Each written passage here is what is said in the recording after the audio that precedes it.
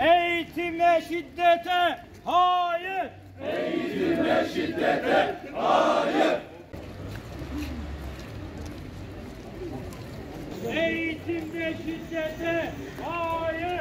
Eğitimde şiddete!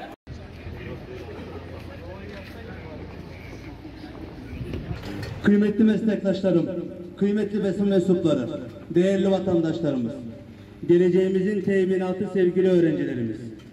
Bugün buraya Cuma günü Şehit Assubay Halil Kanat Anadolu Lisesi'nde yaşanan şiddet olayını ve faillerini kınamak, şiddete uğrayan meslektaşlarımızın yanında olduğumuzu belirtmek, şiddet olaylarının son bulması, okulların ve eğitim çalışanların güvenliğinin sağlanması adına hükümete ve Milli Eğitim Bakanlığı'na çağrıda bulunmak için toplanmış bulunmaktayız.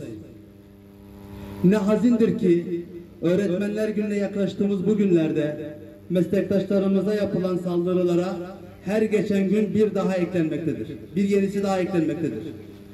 Öğretmenlik mesleğinin kutsallığına her alanda kasteden hadsizler, eğitim öğretim zilinin çalmasıyla illerinden çıkmış, geçtiğimiz Cuma günü Halil Kanat Anadolu Lisesi Müdürü Sayın Aziz Tur hocamızın canına kastetmişlerdir. Aynı gün Adana Yüreğir'de gözü dönmüş bir cani tarafından 5 öğretmen darp edilmiştir.